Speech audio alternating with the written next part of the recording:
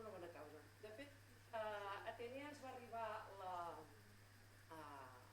possibilitat de presentar aquest llibre i de seguida vam pensar que, òbviament, se diu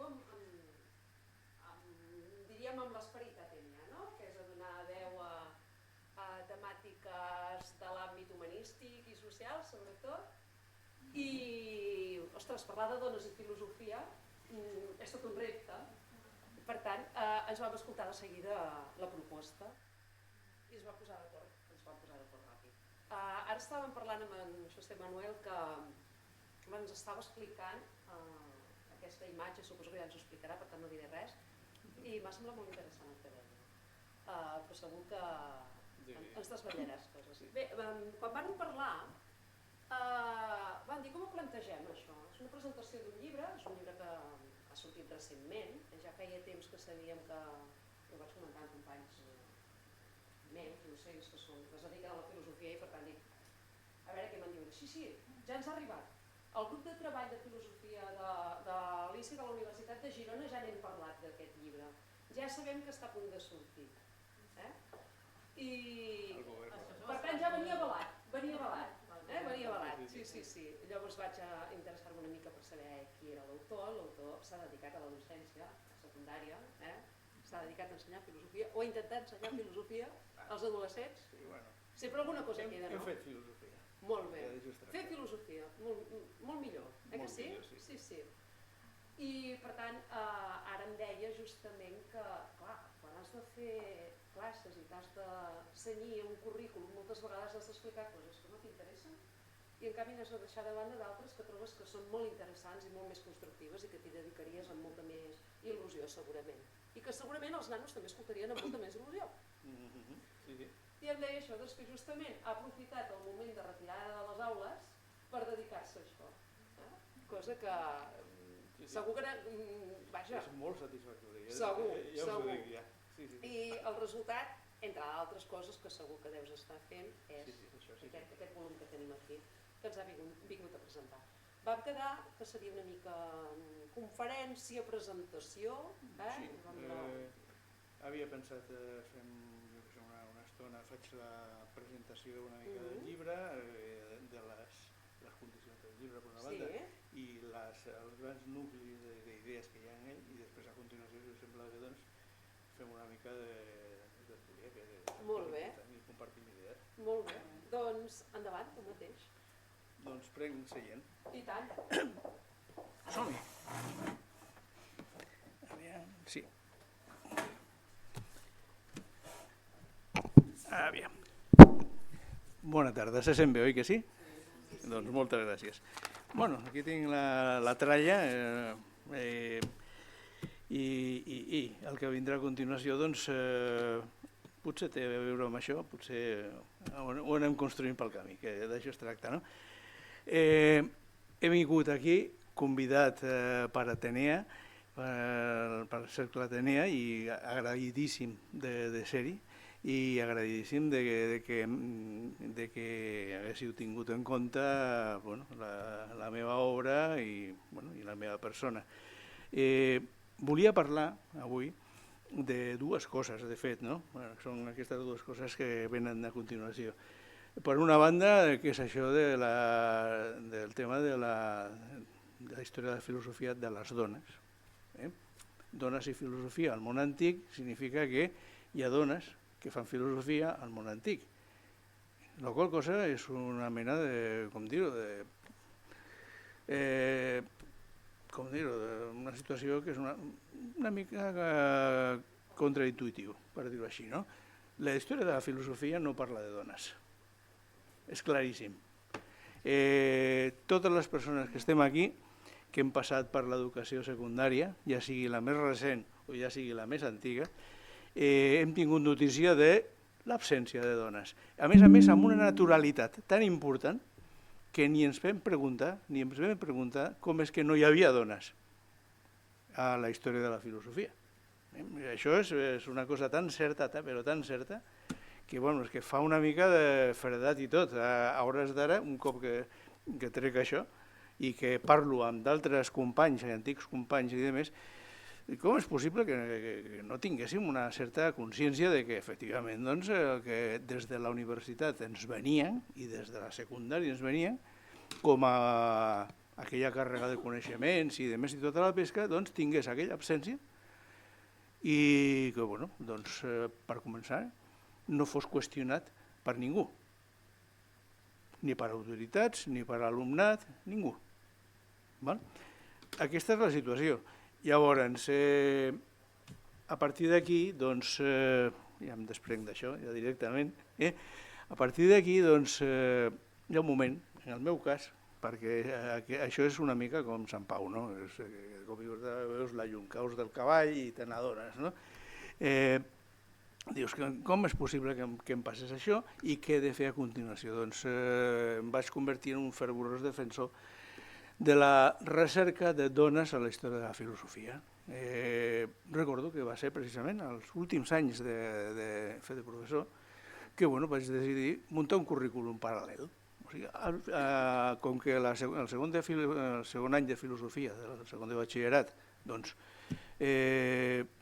estava dedicat a les proves PAU, d'accés a la universitat, i només hi havia nois, només posteriorment es va incorporar una dona, un any, i després va desaparèixer, la Marta Nussbaum, i prèviament Hannah Arendt, que va ser arribar i sortir directament.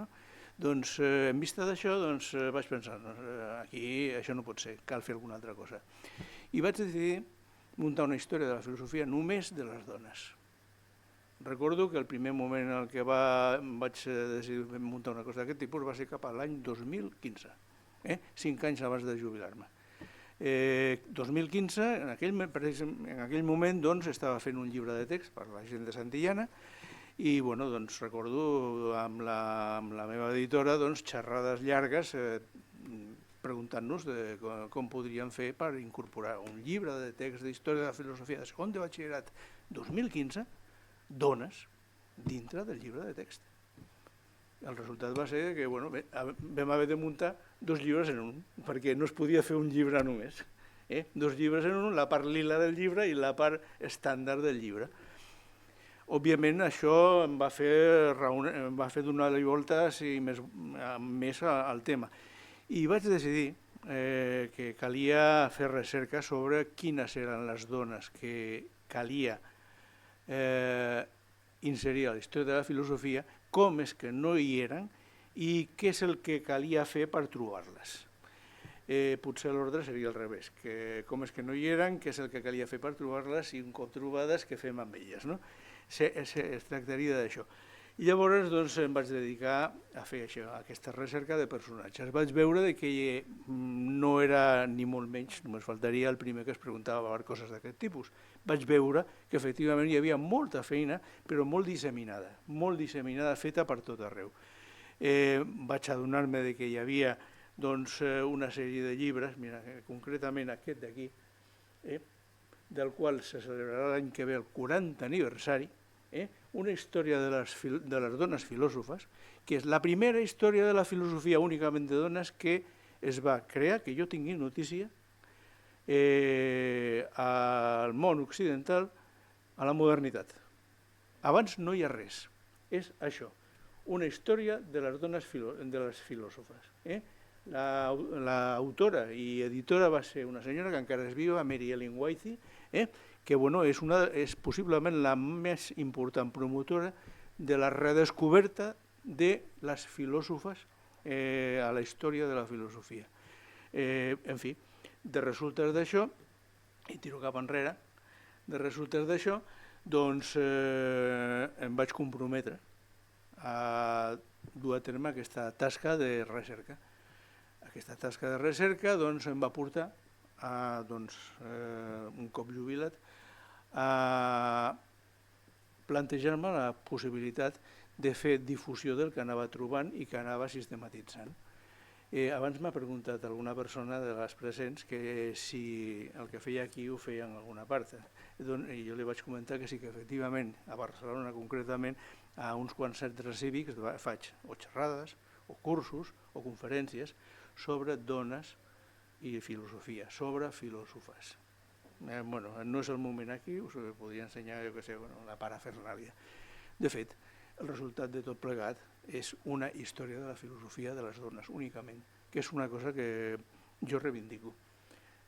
Formava part de la tercera pàgina d'aquí, però ja us ho dic, jo penso que és reivindicable per la seva absència originalment i perquè és una peça fonamental per donar el següent pas, fer una història, construir una història de la filosofia de les dones, sense homes, només de dones, dones filòsofes.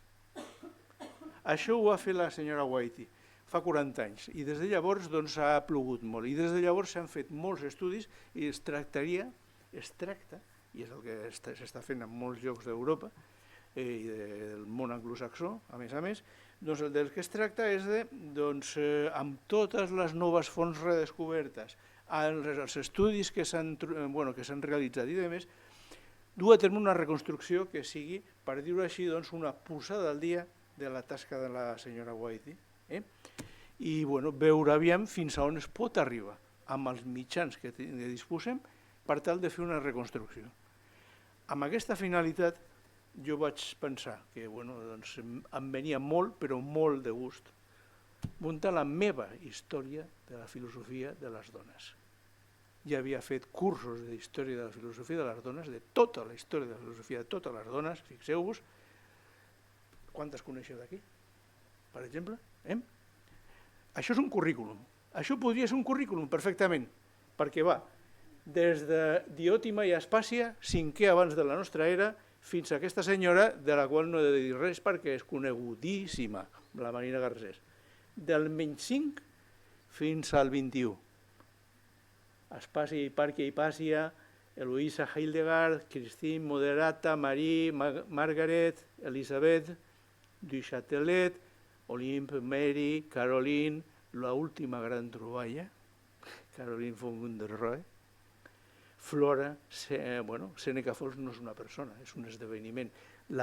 Aquelles de vosaltres que tingueu coneixement del món del sufragisme, de la història que s'anomena la primera onada del feminisme, Sèneca Falls és fonamental, perquè és el tret de sortida del sufragisme nord-americà i a partir d'aquí del sufragisme a tot Occident. Punto.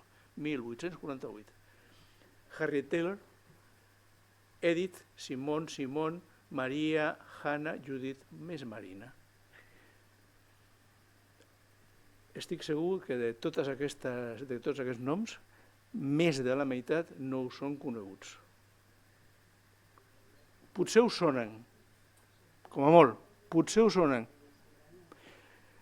Doncs el tema és com és possible que si podem conformar un currículum amb això, que no existeixi aquest currículum, que no existeixi un cànon que doni compte d'això.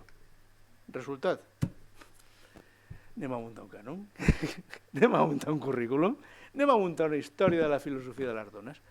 Aquest llibre, i ara em poso una medalla així de gran, com la del Capitán Tant, dels Chiripitifláuticos, una cosa d'aquelles ben gruixudes que diu: senyores, en mi viajes por todo largo y ancho de este mundo, aquesta és la meva història i no hi ha cap altra història com aquesta al tanto. Ni del Segre cap allà, ni del Segre cap aquí, ni de Pirineus cap amunt. Enlloc no hi ha una cosa com aquesta.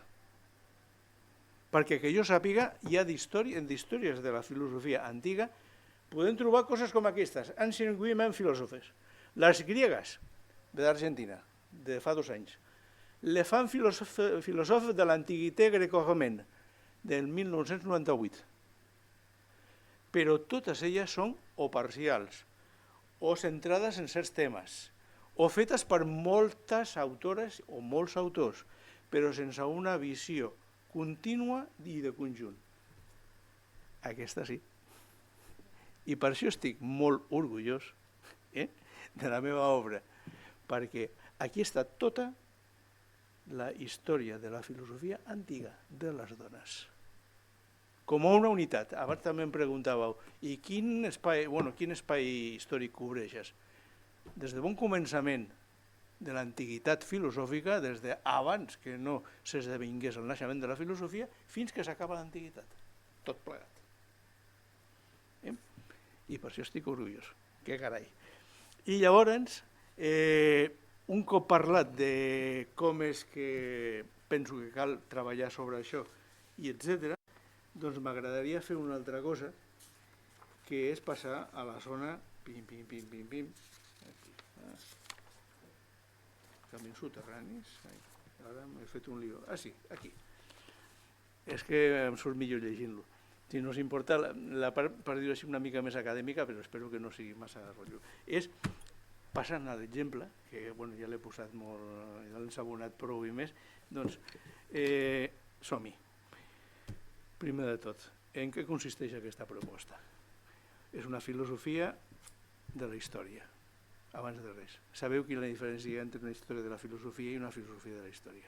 Una història de la filosofia és una relació històrica del que passa a la filosofia. Una filosofia de la història és un intent de comprensió de què és la història i concretament en aquest cas de com s'esdevé la història de les dones. Una mena de gran mapa amb un fil conductor, amb una mena de, com dir-ho, d'intent de proporcionar-li sentit. Hi ha una filosofia de la història aquí, sí. Al primer capítol hi ha una descripció de per què faig això, de com està muntat això i quins són els fils conductors d'això. I a què respon, no? Una filosofia de la història amb una cronologia. Quins límits? La filosofia produïda en el món cultural occidental. I aquest és un hàndicap, però és un hàndicap honestament acceptat. A mi m'interessa a l'hora de reconstruir ara mateix la filosofia occidental. Sé que hi ha d'altres filosofies, no hi nego la seva existència. I sé que hauré de parlar d'elles tard o d'hora, però en aquest moment vaig pensar, i penso que de forma encertada, en el meu punt de vista, en tot cas si voleu en parlem, de que calia centrar-se en el que va passar allà on es va esdevenir el moment històric providencial de l'origen de la filosofia, d'aquest tipus de pensament tan curiós del que som hereus culturalment i que no ha fet més que escampar-se des de l'antiguitat fins a arribar a tot arreu i fins a agermanar-se amb d'altres formes de pensament i d'altres cultures.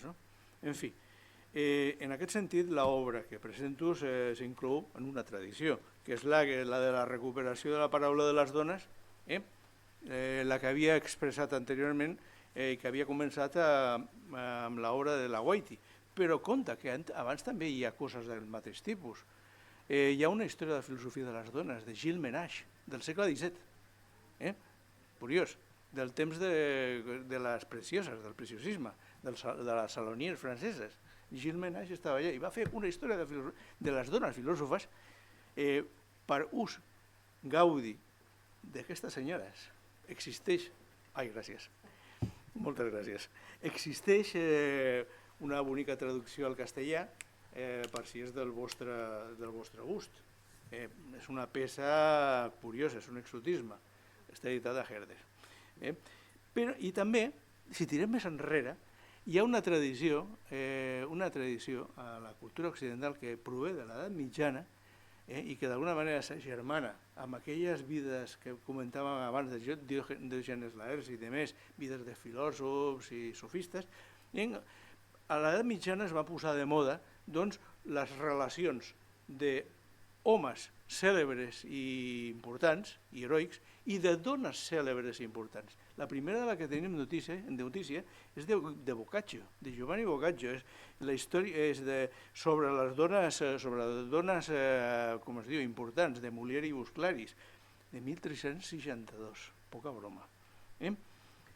Podem tirar més endavant i veure també d'altres llistats que apareixen a d'altres obres, en aquest cas ja amb un interès molt més interessant, per dir-ho així. Sabeu que hi ha una cosa que li anomenen la querella de les dones, que comença al segle XV i comença amb una obra, que és La ciutat de les dames de Christine de Pisan. Christine de Pisan fa relacions de dones importants de la història com a fundadores de formes de coneixement, allà mateix a la ciutat de les dames.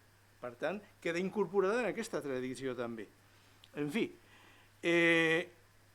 aquesta obra s'inserta o volen insertar-se en aquesta tradició, però des d'una perspectiva diferent, òbviament, que és la perspectiva que no només reclama la presència de dones, sinó que, a més, reclama les seves idees.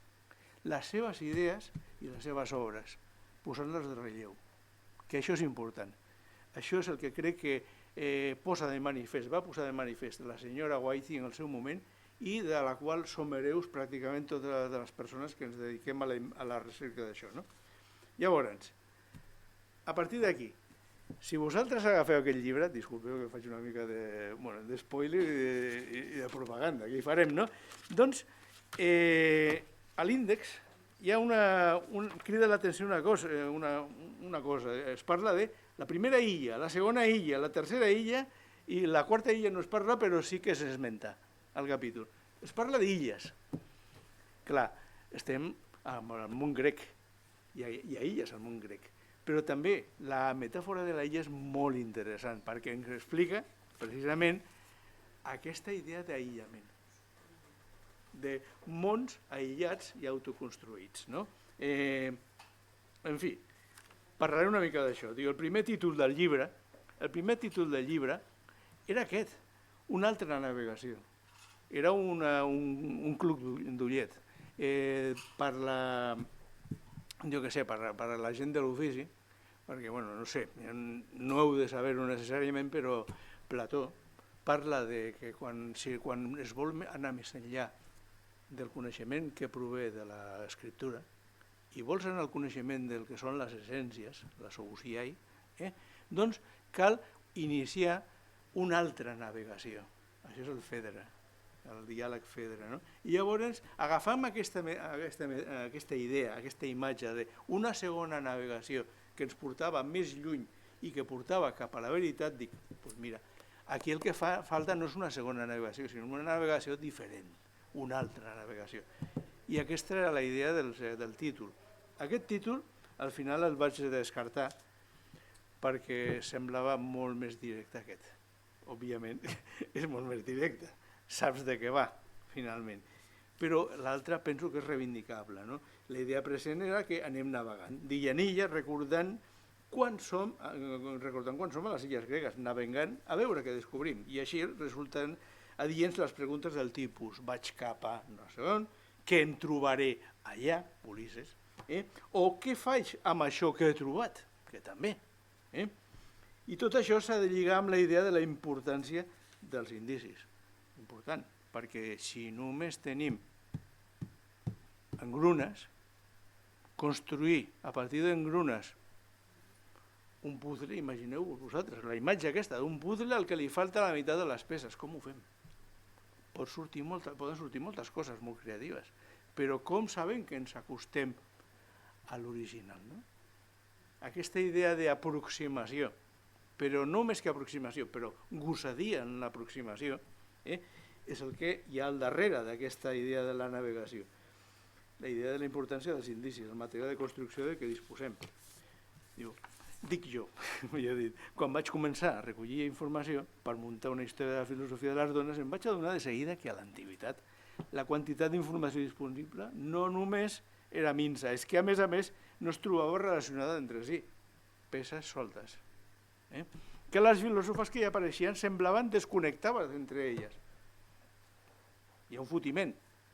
Parlo de més de 100 aquí, poca broma. No són 4, 103. 103. En fi, vaig pensar que una imatge que donava compte aquest aïllament era la de l'arxipèlag, efectivament, un conjunt d'illes de diferent tamany. I continuava al símil, aquesta imatge em permetia alhora imaginar l'existència de ponts, de vinculacions, rutes marítimes, si es prefereix, relacions possibles, que o bé ja estaven previstes, o bé, com a navegant, com a aventurer navegant, no es podia traçar un cop explorades les illes. Llavors, vaig convertir aquesta imatge no només en el que és una imatge, sinó en una forma d'organització temàtica. I d'aquí l'índex, precisament. Vaig veure que no calia massa empeny ni autoimposició. I, en fi, a partir d'aquí, el que calia a continuació era, doncs, això, recercar vincles del tipus que fossin, no? Llavors, a partir d'aquí, m'agradaria anar cap a la segona idea, toma castanya. Quins són els camins subterranis que vertebren el desplegament d'aquesta història? Perquè hi ha uns quants. Hi ha la primera lectura, que és la lectura dels personatges que hi surten, i després, a la que penses una mica, dius, oh, allò que apareix allà em sona a allò que apareix a l'altra banda. Línies de continuïtat més o menys subterrànies que hi són, i de manera molt forta, no? Parlem d'autores perquè considerem com a hipòtesi que, malgrat la manca d'autoria clara, és impossible que no s'hagi manifestat la reflexió filosòfica a l'antiguitat. Primer de tot, més tenint en compte que en origen hi ha una cultura sapiencial on la figura del savi i la sàvia hi són. El savi i la sàvia. No sé si us sona el nom de Cleobulina o de Temistoclea, que serien l'equivalent als famosos 7 savis de Grècia, i dels quals hi ha vinculacions. Temistoclea diu la tradició que va tenir com a alumne a Pitàgores i que li va ensenyar la seva saviesa moral. Relació mestre-deixeble. Aquesta relació mestre-deixeble, que queda instaurada en els primers personatges germinals, Temistoclea i Pitàgores, es repeteix una vegada i una altra i una altra i una altra al llarg de tota l'antiguitat. Curiós. Anem? En fi, m'adelantaré perquè no sé, jo diria que ja porto massa temps, no sé com ho veieu. En fi, podríem parlar d'altres àmbits filosòfics, a part on es veiés algun altre tema d'aquest tipus soterrani, de la mateixa manera que hem parlat d'això. Sabeu Diòtima, la que ha aparegut anteriorment, que és la contemporània de Sòcrates, mestre de Plató. I Sòcrates que reconeix a Diòtima com a mestre també, mestre deixeble, un altre cop. Dona sàvia, deixeble filòsof, o sigui aspirant. Sempre és la mateixa pauta, no? Diu, a d'altres àmbits filosòfics hi ha també testimonis de figures femenines, sobretot a l'hel·lenisme, que o bé són presentades actuant com a filòsofes, i ja tenim el cas d'una dona, Hipàrquia de Maronea, també famosa, perquè ens conservem, gràcies a Diògenes Laerci, 2 suposats textos seus, però que no ho sabem si ho són, però bueno, en el dubte, si no n'è vero, hem trobat-ho, no? O bé com a marmessores i filòsofes alhora, com és el cas, per exemple, d'Areté de Cirene, la filla d'Aristip de Cirene, i mare d'Aristip el jove. I tornem a trobar aquí la imatge del pont d'unió entre generacions. Una dona que és filòsofa i que reclama al seu pare que ella té com a missió la de transportar la filosofia i que és una sort pel seu net que la seva filla exerceixi de mestra. De fet, el seu net, o sigui, el fill d'aquesta senyora d'Areté, el van anomenar metrodidactos, que en grec significa aquell que és ensenyat per la seva mare, que és curiós. És curiós, no? Un altre tema seria la presència en cert sector social de la figura de la dona filòsofa reconeguda com a tal. I aquí, aquesta pista. És el que assenyala al meu veure la imatge de la portada del llibre, que és aquesta. Una dona jove que porta un vestit típic de filòsof. Fixeu-vos, com ja he fet esment a diverses persones, aquesta és una noia jove.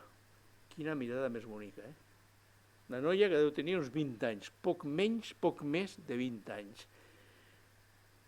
Coll així esvelt i tota la pesca, però crida l'atenció això d'aquí, fixeu-vos. L'espatlla està al descobert.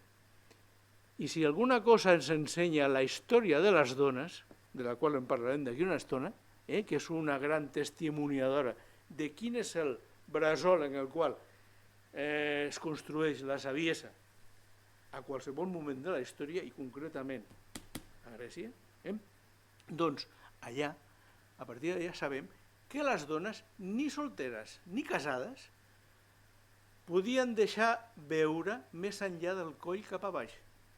I aquesta noia deixa tota l'espatlla esquerra cap a baix i només deixa tapada l'espatlla dreta amb un tros de tela que li cau. D'això en diuen en grec imation, i és un tipus de vestimenta que ja durant l'hel·lenisme és considerat com una mena d'uniforme filosòfic. Com a uniforme filosòfic cal esperar que ho porti aquella persona que es dedica a la filosofia o que vol dedicar-se a la filosofia. I què tenim aquí? Una dona jove, que es dedica o vol dedicar-se a la filosofia. I això d'aquí és una escultura que forma part de la decoració d'una residència d'Herculà, que va ser arrasada al segle I per l'erupció del Vesuvi i que va ser retrobada a finals del segle XIX, que ara forma part del capital de la família Getty, el Paul Getty famós, que no se li va ocórrer una altra cosa que comprar els drets d'allò i muntar una casa, una vil·la de Papiri a Califòrnia, i es pot visitar, que ho sapigueu. Bueno, doncs això segurament que forma part també d'aquí, de la col·lecció de la família Getty, no? És això. Al meu veure, aquesta imatge seria una prova circumstancial, però potent, de l'assimilació cultural de la figura de la dona filòsofa a l'hel·lenisme. O sigui, que no seria estranya aquesta figura ni dintre d'una casa com a decoració, ni fora de la casa al carrer, si es veiés una noia jove vestida d'aquesta manera. Per tant, hi havia filòsofes a l'antiguitat, punto. Ja està. Aquesta és la deducció. En fi, per una banda, la relació...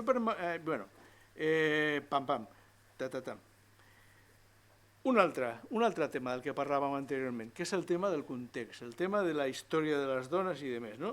El relat, el pes del context, la importància d'aclarir, a partir de la construcció de la història de les dones, en quines condicions s'ha esdevingut no només l'aparició de la filosofia, sinó la desaparició de les dones que feien filosofia. I aquest context és molt potent. Es té en compte. Perquè penso que és una hipòtesi forta de que la història de la filosofia de les dones s'ha d'entendre tenint en compte el seu caràcter tan parcial degut a la desaparició no voluntària de la seva presència al llarg mateix de la història. Doncs la història de les dones ens serveix per entendre el perquè d'aquesta desaparició i també per entendre per què certs tipus d'idees van ser importants per a les dones en certs moments de la història. I això, ara que m'estic dedicant a la segona part d'aquí d'això, que és la filosofia medieval, doncs es veu una claredat meridiana. Les dones no poden ser ensenyades a partir del segle XI, no poden aprendre llatí. Si no poden aprendre llatí, queden fora fora del culte, en primer lloc. En segon lloc, quan es creen les universitats, com totes les classes es fan en llatí, les dones queden fora de la universitat. Per tant, com poden accedir les dones a un coneixement de qualitat? I com poden donar compte del seu coneixement, de les seves idees, fora dels camins habituals. És un gran tema.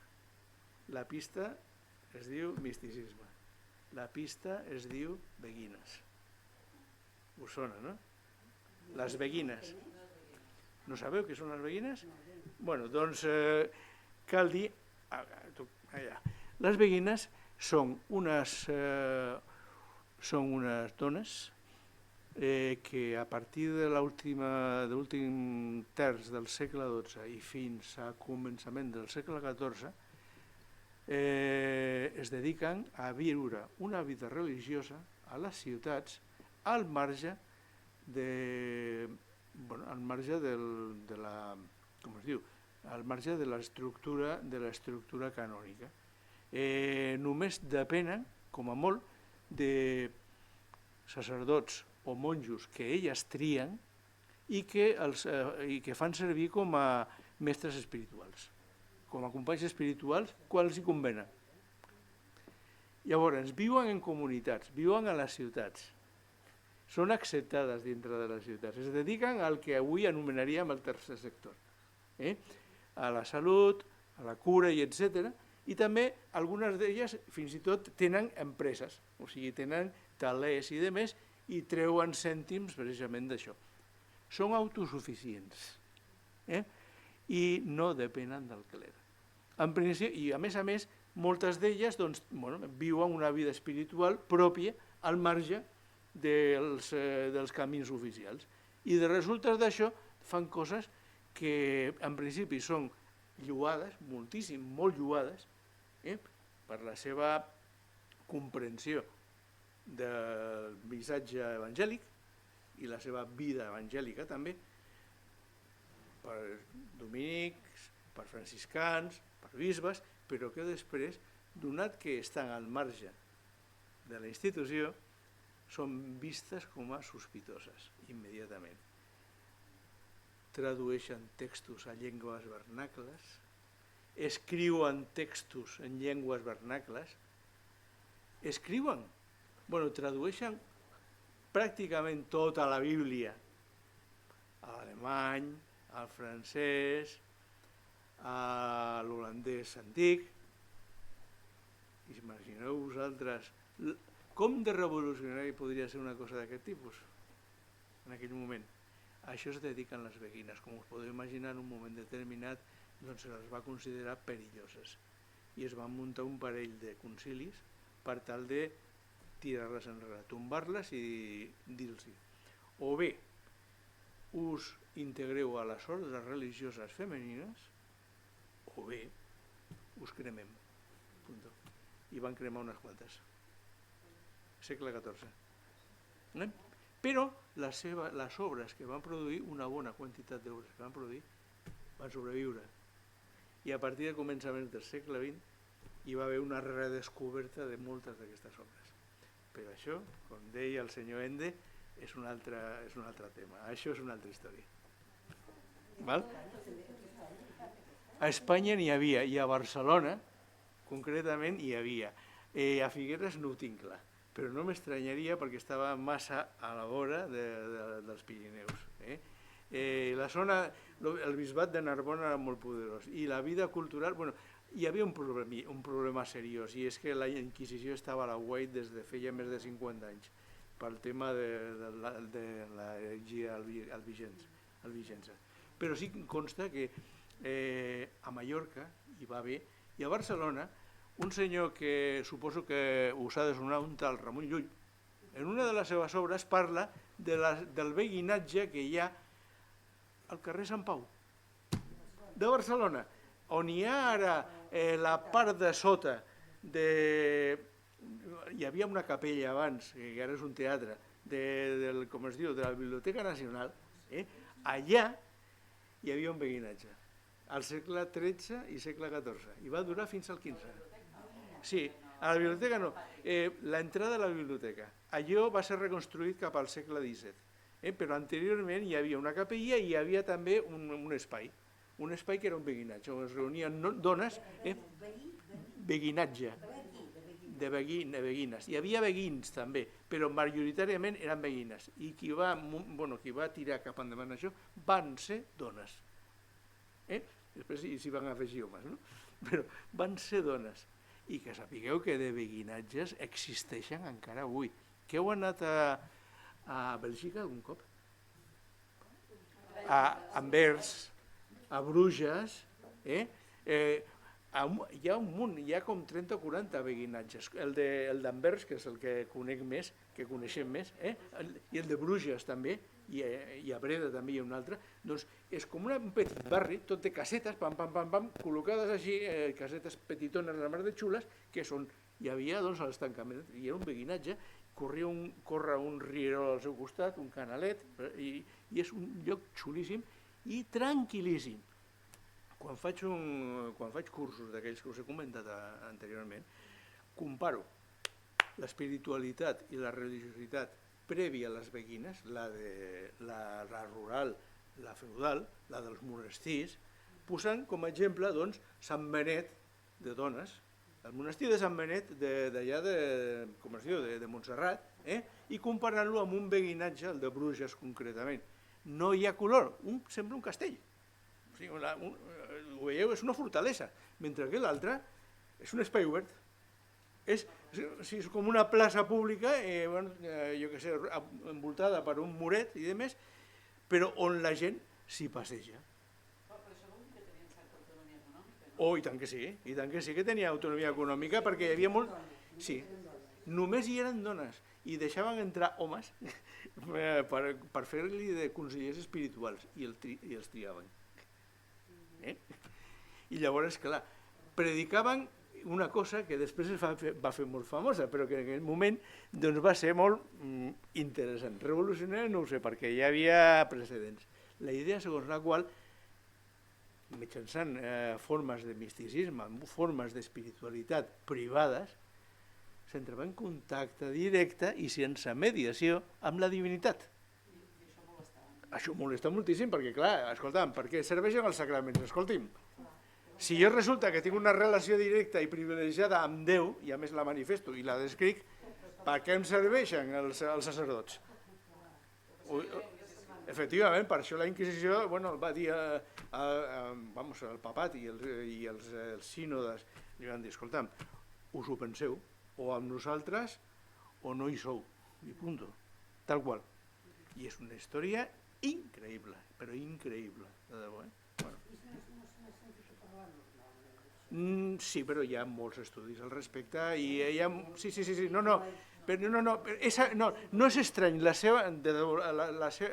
seva perplexitat no és estranya, perquè me la trobo molt sovint quan parlo d'elles. De debò, no, és que un cop que grates una mica el món de les beguines, allò, de debò, canvia la perspectiva de què era això de l'edat mitjana, perquè tenim present que si Santo Tomàs d'Aquino, que si Sant Buenaventura, que si Sant Anselmo, tots sants, que si no sé quanto, que si les universitats, que si no sé què, que si tot llatí, i etc. I de cop i volta veus allò i dius, quin alè de ben fresc i que va durar un segle i pico. I que va deixar testimoni. Hi ha un fotimer d'obres d'aquestes autores, de debò, que a més s'estan traduint des de fa molt de temps. Espera, aquí estoy jo. Sí, doncs estan sent traduïdes, i hi ha estudis i demés i tota la pesca, però com ha passat amb això, falta l'obra de conjunt, que integri això amb d'altres coses. Personatges desapareguts de la...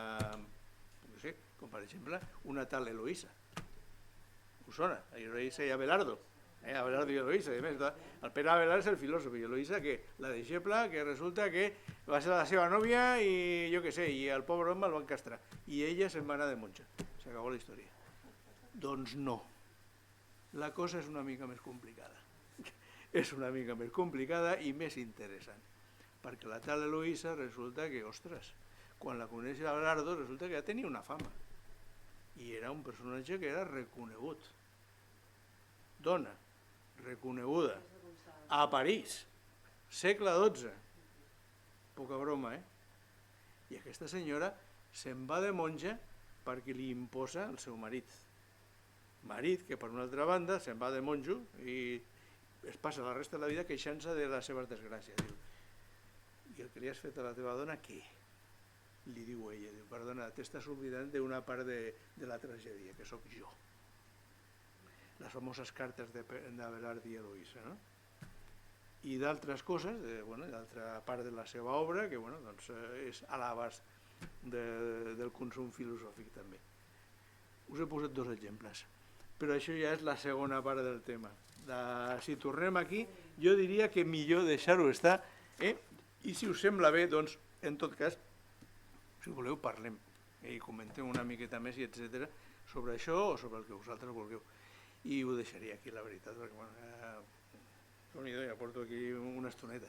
Sí. Sí. Jo havia llegit que hi havia una tal Santa Margarita, de Barcelona, Pesca era gallina. No la conec, ho he de reconèixer, no la conec. No, no sé, la Margarita de la Còpia sí que em sona, però no, aquesta No ho sé, era Margarita de Barcelona. Santa Margarita de Barcelona. no ho sé. No ho sé, de la veritat, eh? No puc dir ni que sí ni que no. Em consta que sí que hi havia, però no sé dels personatges que hi havia. Em consta també de que hi va haver algun grupet a Burgos, per exemple, i res més. I a Vic també n'hi va haver. Seria possible, no sé si està documentat. El que em consten com a documentat són el de Barcelona i el de Mallorca, el de Vila, a Mallorca Vila. Barcelona i Vic. Sí, he sentit alguna cosa del de Vic. I en fi, doncs això, més. Sí, jo volia comentar, perquè, a veure, si sembla evident, no?, que les dones filòsofes d'alguna manera eren reconegudes i, a veure, a l'antiguitat, no?, a Grècia, perquè el fet que hi hagués aquesta escultura i que... Sí, que hi havia un reconeixement. Sí. Com és que no ens varen arribar, o va ser la pròpia, en aquella mateixa època, que no es va... Que no es va No se'ls conservar. va donar la importància o se'ls va donar aquest paper com de transmissores només? Sí, això té dues solucions claríssimes. La primera és Gutenberg és massa proper. I abans de Gutenberg, fins i tot ara, si vols fer desaparèixer un llibre, la vida d'aquest llibre són 100 anys com a molt, en bones condicions. A partir dels 100 anys, aquest tipus de paper, que és una qualitat tirant a decent, doncs es desfà, i ja està, es degrada. A lo millor no, però 100 anys i gràcies. Una bona manera d'aconseguir que no es parli d'un tema és no republicant el tema. Qui decideix republicar? Bueno, qui té la capacitat. En mans de qui està la capacitat de decidir què és important, què és necessari, què és peremptori, sobretot quan la quantitat de mitjans per republicar són escassos i caríssims. I ara parlem d'abans de Gutenberg. Abans de Gutenberg no es feia servir el paper, es feia servir el pergamí. Però és que el pergamí ve de la pell, dels animals. Es comptaven, els llibres es comptaven per vaques. I quantes vaques calen per tenir un llibre? No sé si heu tingut a les mans llibres de pergamins, és una meravella i de més, no? Però tenen una peculiaritat, sobretot contra més antics. A part del gruix i de més que dius, Dios mío, no et toco perquè fa la sensació de que allò es desfarà, és que estan escrits fins aquí, fins a la fi. És que, vamos, això dels marges, això és un invent molt modern, Si resulta que cada pàgina val una pasta del paper i resulta que l'has d'escriure un per un, lletra per lletra, paraula per paraula, rendibilitzaràs la base sobre la que escrius al màxim, des d'aquí fins aquí, per tot arreu, però per tot arreu. I com van fer al final de l'edat mitjana, com que el pergamí és gruixut, i sortia més a compte agafar un text que pel que fos es considerava que ja no estava de moda o no valia la pena que continués existint, es raspava i a continuació s'escrivia a sobre. I d'aquesta manera, per ser, encara ara, sobretot els paleògrafs medievalistes, es troben virgueries, perquè sota un text, potser del segle XIV, un text abstrus, horrorós i il·legible del segle XIV, resulta que mitjançant, el ragi X o mitjançant un microscopi de partícules, et trobes que hi ha a sota una escriptura, i de vegades dos, i de vegades tres escriptures. Perquè, clar, la pell dura més que el paper, i és molt més cara que el paper, no? Això per una banda. Aquesta era la primera cosa. I la segona, el segon motiu, és que no només és car, sinó que es tracta de decidir. Quan el tema és un tema econòmic, com he dit abans, es tracta de decidir a qui faig sobreviure, o sigui, què copio. penseu que el pergamí, en format de llibre o en format de rotllo, un llibre o un rotllo equivalien en preu a una casa. Perquè feu la idea. Tenir una biblioteca era ser riquíssim. La villa d'Ipaviri és considerada la casa d'un personatge romà riquíssim perquè hi havia dintre com 200 o 300 papirs, rotllos. O sigui que aquella persona era un potentat, perquè l'única persona, els únics personatges que es podien permetre el luxe de disposar de, jo què sé, una biblioteca, eren els reis, però no qualsevol rei, sinó un que fos riquíssim. No sé si heu llegit allò de l'Infinit en un jonc. Parla d'això, de la història del llibre, de més i tota la pesca, i parla d'això. Només els tirans tenen biblioteques. Els Ptolemeus, que són una família de tirans que dura un fotimer de segles, dura 4 segles, des que mor Alexandre el Gran fins que Cleopatra, doncs eren riquíssims, però riquíssims. Riu-te'n tu de l'amo de Facebook o del Bill Gates o coses riquíssims d'una manera obscena. D'una manera obscena. Llavors, la cosa estava en qui té la biblioteca més gran. Aquesta era la idiotesa. Clar, si tu tenies, si eres una persona que li anava això del coneixement i de més, i disposaves d'amics disposats a riure-li les gràcies al personatge de torn, doncs podies arribar a tenir a la teva disposició una quantitat de mitjans espaterrants per tenir la biblioteca al teu abast i per comprar el que et donés la gana. El que passa al començament del llibre del tio, de l'Infinit en un jonc, que uns individus a cavall que van una a aquella ciutat, una altra a aquella ciutat, una altra a aquella, i vinga, a esgarrapar llibres, i si no me lo vendes te lo robo. Però tal qual, una cosa així. Llavors, què és el que és més important en una societat que és eminentment masclista, eminentment patriarcal, per molt de que de tant en tant es reconegui que determinades dones són eminents, són sàvies, són divines, són intel·ligents, i etc. Són filòsofes. Llavors, què és el que passarà finalment? Perquè és el rum-rum de fons. És, com diu, és el mar de fons que acaba per decidir com seran les onades. Òbviament, es destriarà allò que importa d'allò que no importa tant. I això ho fas segle rere segle, rere segle, rere segle, rere segle, i en 1000 anys resulta que han desaparegut les dones. Punto. No hi ha més. I és igual que sapiguessin escriure. És igual. Fixeu-vos, aquí hi ha una imatge que és preciosa. Aquesta imatge és d'una cràtera, és preciosa, és del segle V abans de la nostra era. Què veieu aquí? Dona llegint un rotllo de paper. Què trobeu d'estrany? A més, veieu aquí, aquesta dona era de bona família, perquè tenia aquí el lloc on estan dipositats els papirs.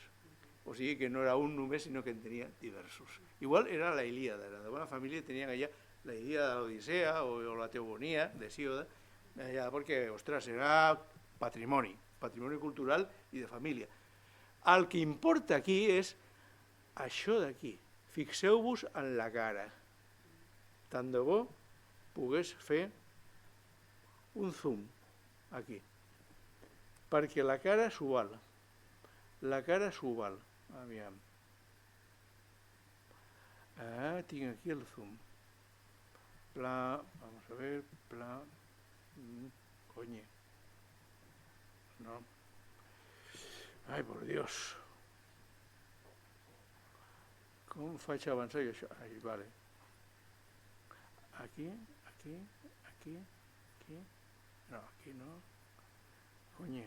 Aquí. Vale. Zoom.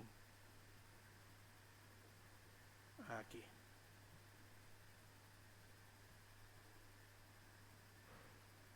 Fixeu-vos. Què fa? Llegeix. A nosaltres ens sembla normal, oi que sí? No, per què? Perquè no podien llegir. Sí que podien llegir, sí que podien llegir. Les dones gregues estaven cultivades dintre d'un ordre i fins a cert límit, però sabien llegir, i la Ilíada i l'Odissea se l'empassaven. El que importa aquí és que està llegint en silenci. És una lectura privada. No llegeix per ningú, està sola. Està sola llegint. Que sapigueu que això és raríssim.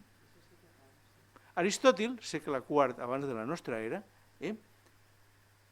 el tenien a l'acadèmia platònica, on va estar estudiant i va estar treballant, per un bitxo raro, perquè s'emportava els papirs a la seva habitació i els llegia al sol. Perquè el que era habitual és que la lectura fos una lectura pública. Es llegia per la gent, encara que la gent sabigués llegir, però llegia per la gent, i és normal llegir per la gent, era normal llegir per la gent. De fet, fins i tot quan arribem a Agustí d'Hipona, Sant Agustí d'Hipona és encara estrany, li sembla estrany el que fa ell, que és llegir privadament, li sembla estrany als seus contemporanis, perquè encara es llegia públicament. I llavors, que una dona llegeixi de forma privada per ella és fonamental, és importantíssim. Què s'esdevé a partir d'aquí? No sé què s'esdevé, però és molt estrany i és molt poderós. Una lectura privada. No cal que em llegeixin, sinó que jo llegeixo per mi. Llegiré el que jo vull, no el que em llegeixin, ni el que facin llegir. Efectivament. Seria un indici. Seria un indici. Com indicis són també, controlem-la.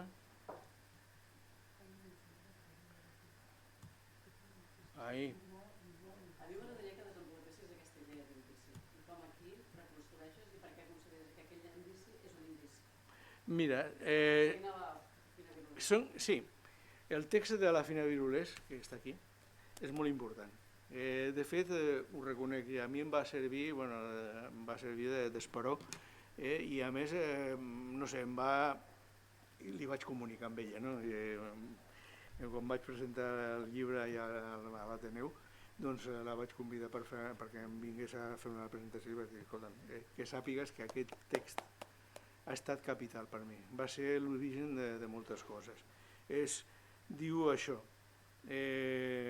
llegeixo la contraportada, diu, treballem amb indicis, això és meu.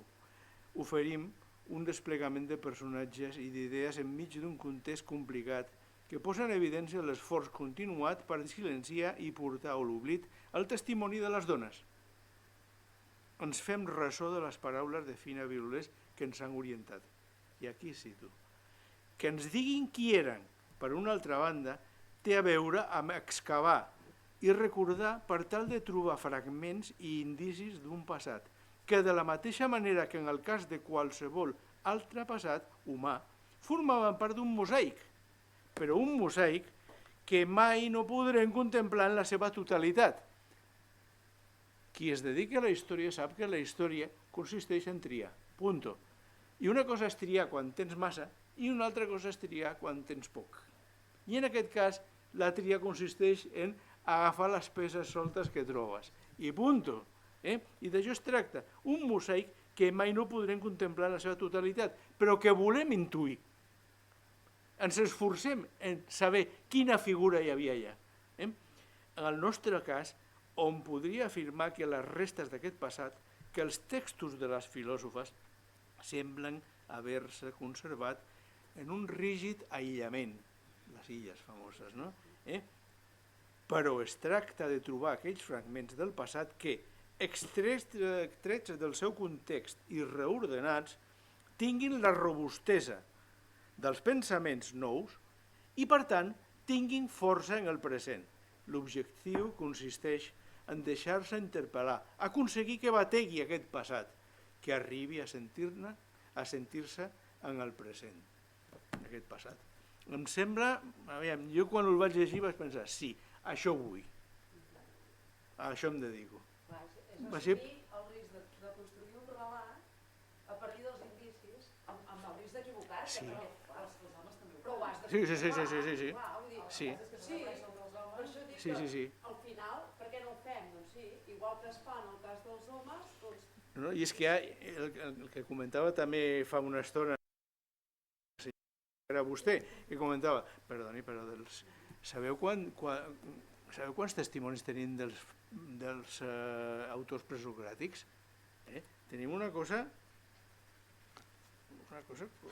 com això. I anda que no s'escriuen llibres sobre els presocràtics. I no es fan especulacions sobre les teories que defensaven els autors presocràtics. Durant 250 anys ens hem dedicat a empassar-nos que si Tales, Anaximandres, Anaxímenes, Heràclit, Parmènides, Anaxàgores, Empèdocles, Pitàgores i etc. Però és que la quantitat que tenim d'informació sobre ells és de risa i s'han construït piràmides a partir d'aquesta informació. Jo reclamo piràmides per les dones.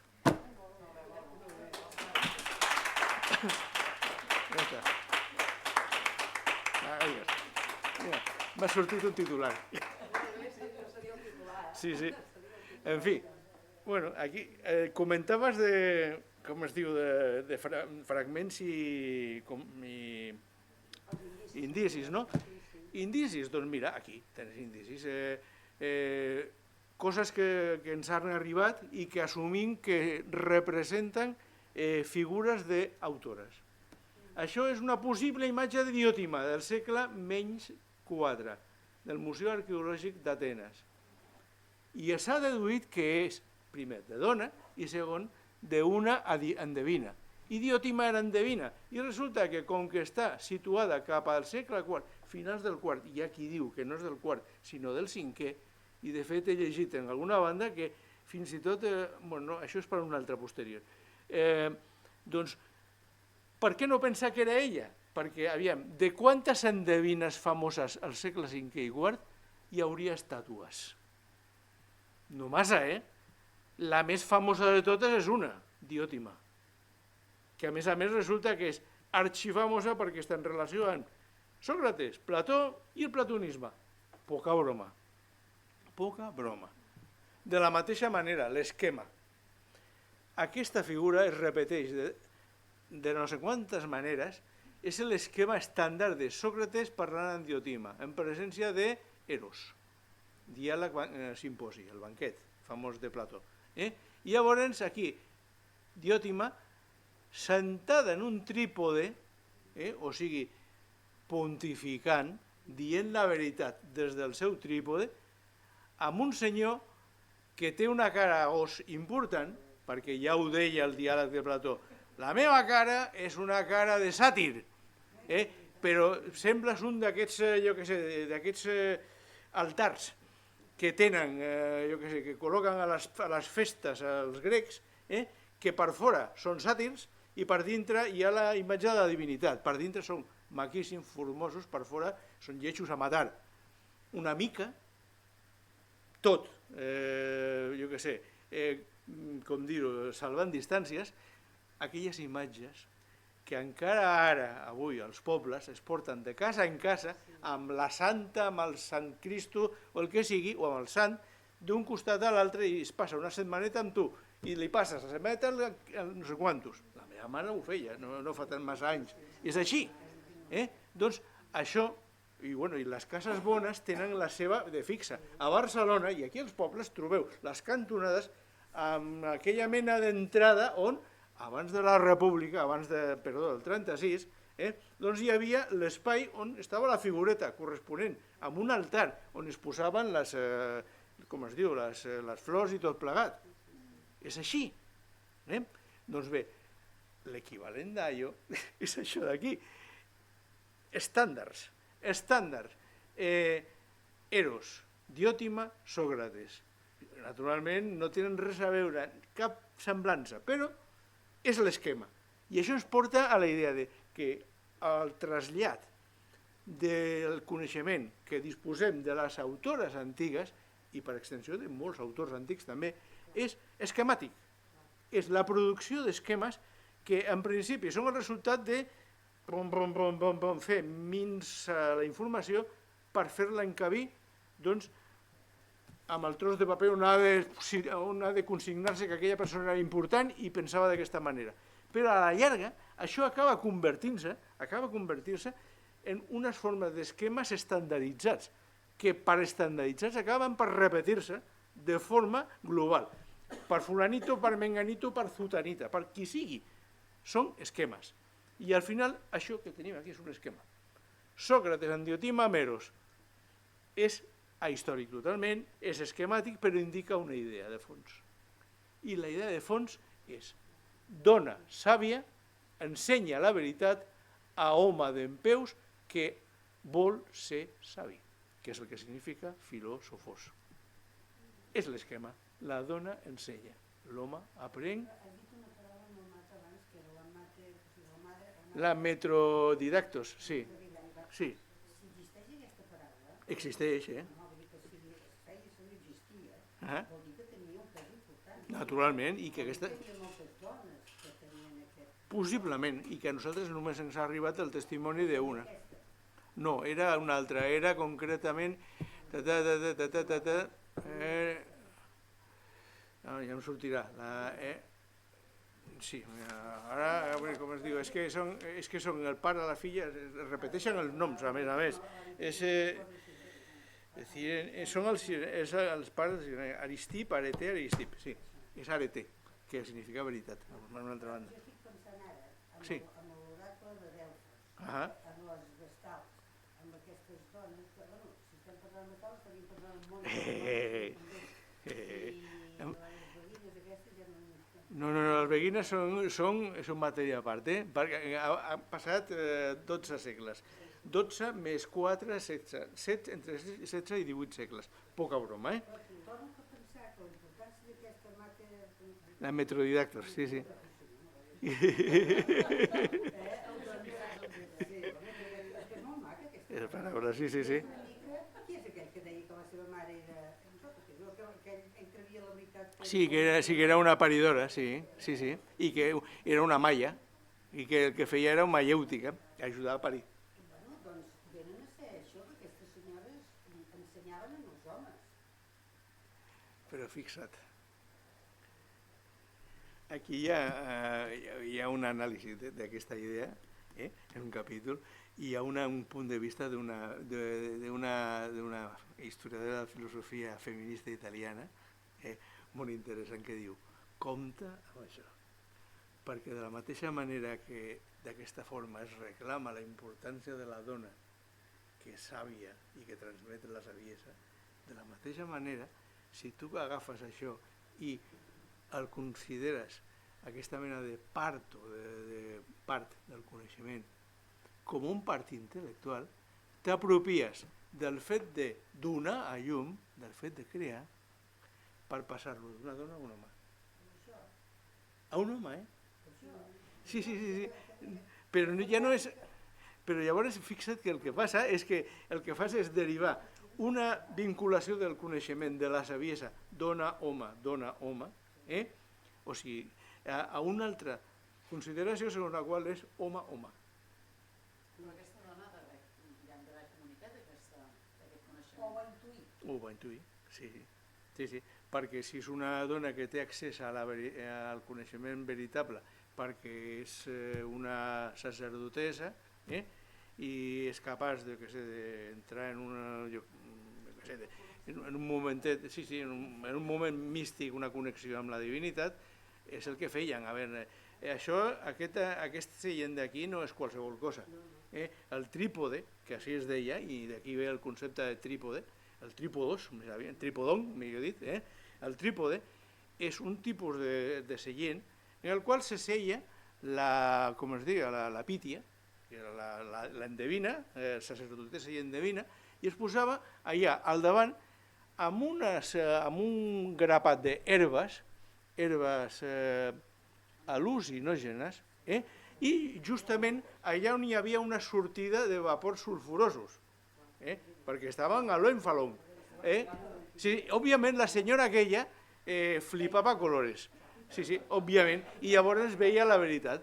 I llavors, a partir d'aquí, compte, Interpretava. i feia la interpretació a partir d'aquí, però clar, és que la seva missió era la d'insuflar saviesa dintre d'un món cultural. No a aquest individu o aquest individu, sinó que era Déu, la mediadora, i la civilització grega, o la comunitat grega corresponent, perquè la tal Diòtima i les, com es diu, les sacerdotesses aquestes, eren sacerdotesses d'un temple de tots els grecs, no d'alguns grecs. Per la qual cosa, doncs, formes d'unificar-se des d'un punt de vista cultural eren precisament figures d'aquest tipus, era comptar figures d'aquest tipus, que implicaven i relacionaven profundament. Què més? Porta llibres per vendre? Sí, aquí. En tinc uns quants. Sí, sisplau. Sí, doncs no sé, a la vostra disposició, naturalment. Tinc una pregunta. Les que siguin. Les